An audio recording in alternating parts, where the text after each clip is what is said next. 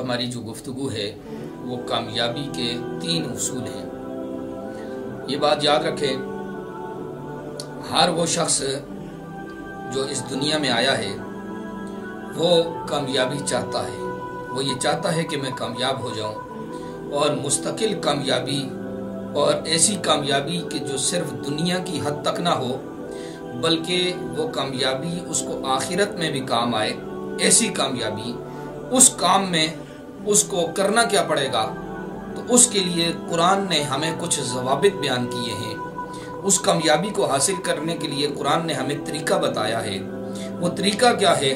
तो अल्लाह तबारक व तआला ने सूरह माइदा में इरशाद फरमाया, या अय्युहल्लज़ीना आमनुत्तकुल्लाह वब्तगू इलैहिल वसीलता वजाहिदू फी सबीलिही लअल्लकुम तुफ्लिहून। ये सूरह माइदा की आयत करीमा है। इसके पहले जुज में अल्लाह तबारक व तआला ने फरमाया, या अय्युहल्लज़ीना आमनुत्तकुल्लाह, ए ईमान वालो अल्लाह से डरो। कामयाब होना चाहते हो, दुनिया में भी कामयाब होना चाहते हो, आखिरत में भी कामयाब होना चाहते हो, तो फिर तुम्हें अल्लाह से डरना पड़ेगा। तुम्हें हर मामले में देख कर चलना पड़ेगा कि किस चीज में अल्लाह ने हमें क्या हुक्म दिया है और किस काम से अल्लाह ने हमें मना किया है। अल्लाह का खौफ हम वक्त अपने ऊपर सवार रखना पड़ेगा। हर लम्हे, हर घड़ी इंसान को अल्लाह का खौफ रहना चाहिए। ये उसकी कामयाबी का पहला जीना है, पहली सीढ़ी है, पहला जरिया है कि वो शख्स कामयाब होगा जब उसके दिल में अल्लाह का खौफ आ जाएगा। जब अल्लाह का खौफ आ जाएगा तो सामीन व हाज़रीन, फिर वो बंदा हराम की तरफ अपना हाथ नहीं बढ़ाएगा। वो किसी भी ऐसी जगह की तरफ कदम नहीं उठाएगा, किसी की जगह की तरफ आंख नहीं उठाएगा कि जिससे अल्लाह ने उसको मना किया हुआ है, क्योंकि ये कामयाबी का पहला जरिया है। तो जब इस बात को वो अपने दिल पे ले लेगा, तकवा इख्तियार कर लेगा, तो उसको कामयाबी का पहला जरिया मिल जाएगा। या अय्युहल्लज़ीना आमनुत्तकुल्लाह।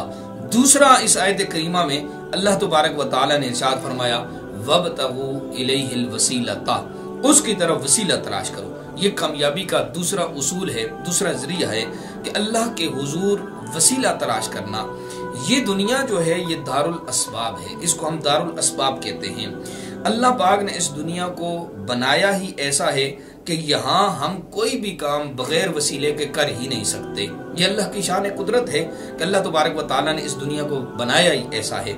हम दुनिया में आए तो हमने माँ बाप के वसीले से, हमने इल्म हासिल किया तो हमने उस्ताद के वसीले से, मालो दौलत, रिज्क, कारोबार, ये सब कुछ भी हमने जो माल कमाया है ये कारोबार के वसीले से कमाया है। दौलत कमाई है, रिज्क कमाया है, जो भी कमाया है ये किसी कारोबार के वसीले से कमाया है।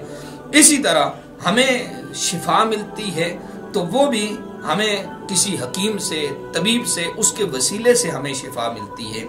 यहाँ तक कि अल्लाह तबारक व तआला ने हमें कुरान अता फरमाया, अल्लाह ने हमें अपनी रहमत अता फरमाई, तो वो भी बिला वास्ता नहीं अता फरमाई। न कुरान अल्लाह ने बिला वास्ता अता फरमाया, न अल्लाह ने अपनी रहमत बिला वास्ते अता फरमाई। ये सब नेमतें भी अल्लाह ने हमें अता फरमाई हैं तो हुजूर सरवर कायनात सल्लल्लाहु तआला अलैहि वसल्लम के वसीले से अल्लाह तबारक व तआला ने अता फरमाई है। तो ये दुनिया दारुल अस्बाब है। हमें कोई भी काम करना है तो हमें अल्लाह का कुर्ब का वसीला तलाश करना है। इंशाअल्लाह जब हम अल्लाह की तरफ कुर्ब में वसीला तलाश करेंगे तो अल्लाह तबारक व तआला हमें कामयाबी अता फरमाएगा। तीसरा जो इस आयत करीमा में जो लफ्ज़ है, जो जुमला है, वो जाहिदू फी सबीलिही, और कोशिश करो अल्लाह के रास्ते में।